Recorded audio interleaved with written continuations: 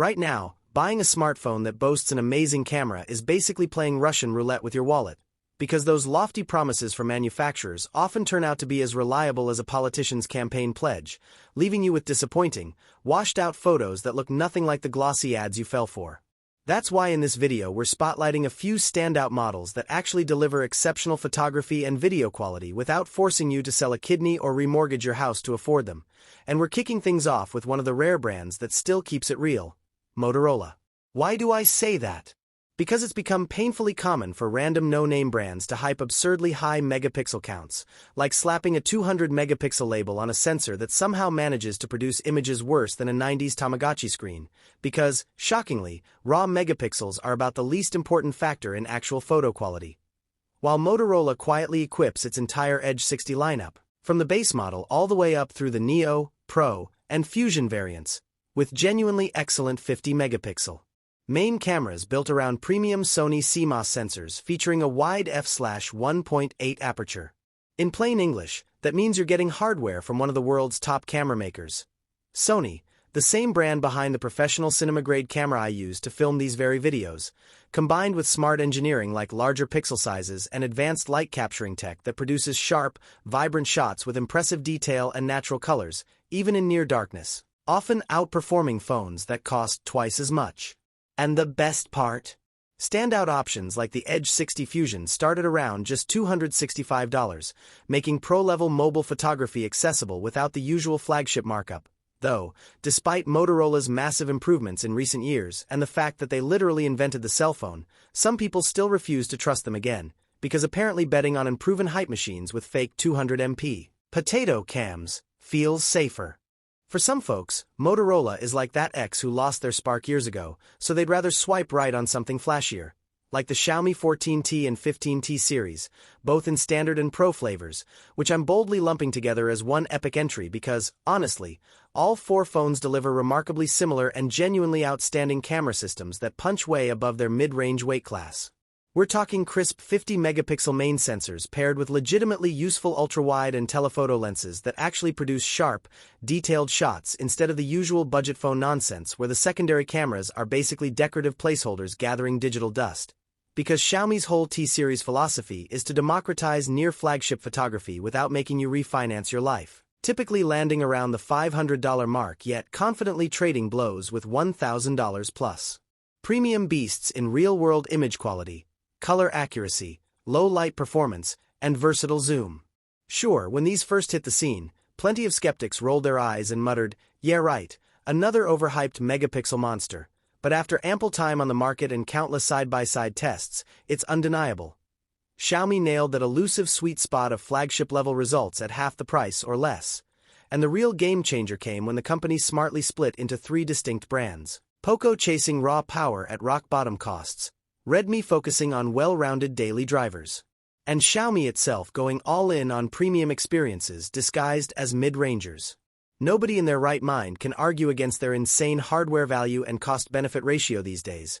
But, plot twist, software remains the stubborn Achilles heel, often bloated with pre-installed apps and occasional ads that feel like Xiaomi secretly hired a committee of chaotic gremlins to manage the user experience, a problem Samsung elegantly sidesteps with a buttery smooth, clean One UI on gems like the Galaxy S24 FE or the standard S24.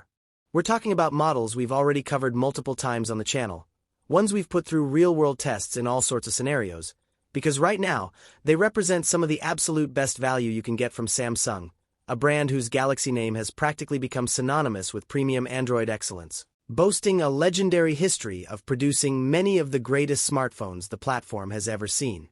These devices consistently impress with top-tier build quality, vibrant and responsive displays, robust certifications for real-world toughness, a seamless ecosystem that ties everything together, excellent audio, years of guaranteed software support, and, of course, outstanding cameras that rarely disappoint. If you haven't been living under a rock, you probably know that Samsung has spent decades manufacturing high-end camera sensors and lenses not just for its own phones but for countless other companies across the industry. And no, we're not just talking smartphones.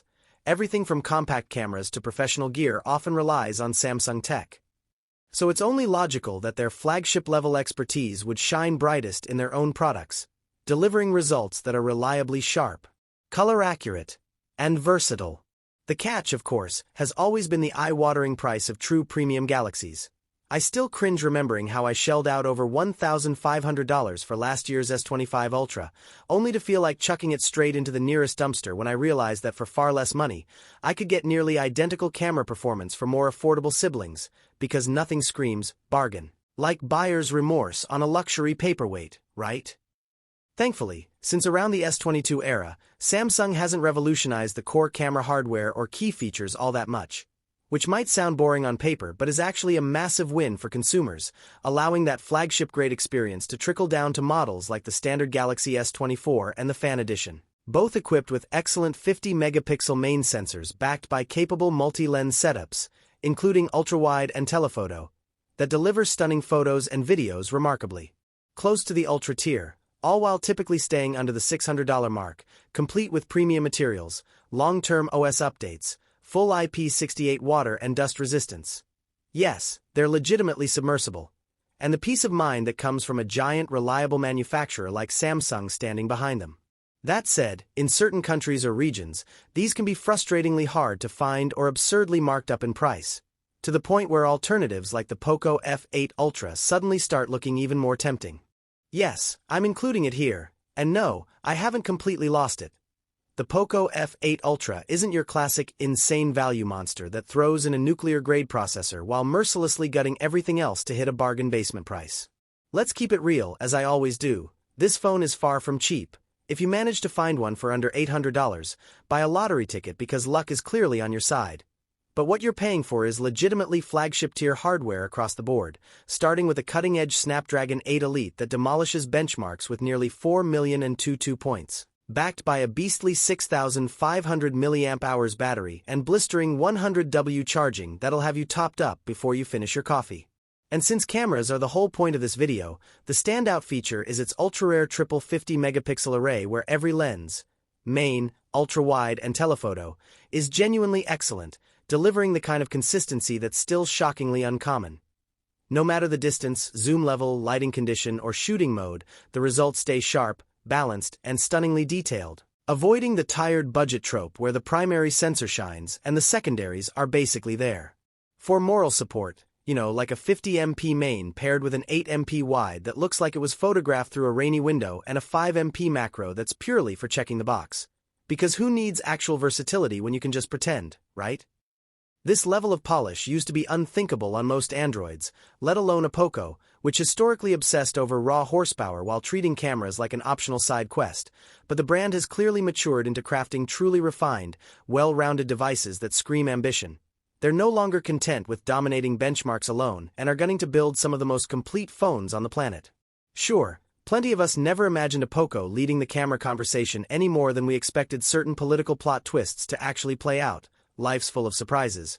Reminding me inevitably of Huawei, the brand that single-handedly rewrote mobile photography history starting with the groundbreaking P series years ago, pushing sensor innovation and color science to new heights until geopolitical forces shoved them aside.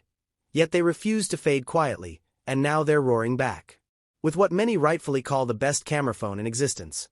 The Pura 80 Ultra, anchored by a revolutionary 50-megapixel SmartSense main sensor that delivers peerless low-light performance, breathtakingly natural colors, and insane levels of detail and dynamic range that leave even the priciest competitors looking mortal.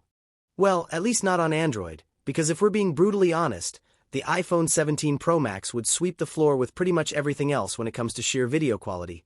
Love the Apple ecosystem or absolutely despise it, there's just no denying that its cinematic stabilization, dynamic range, and color science are in a league of their own right now, making even professional creators drool while the rest of us mere mortals watch in envy.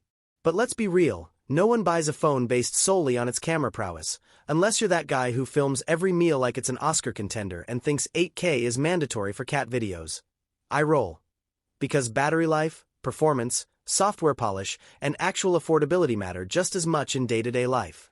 That's why, if you're looking for the true best-value smartphones of 2026 that deliver outstanding photography and video without forcing you to refinance your house or swear eternal loyalty to one brand, don't miss my full roundup. Just quickly tap that info card flashing in the center of your screen right now before it disappears forever. 3, 2, 1. Gone.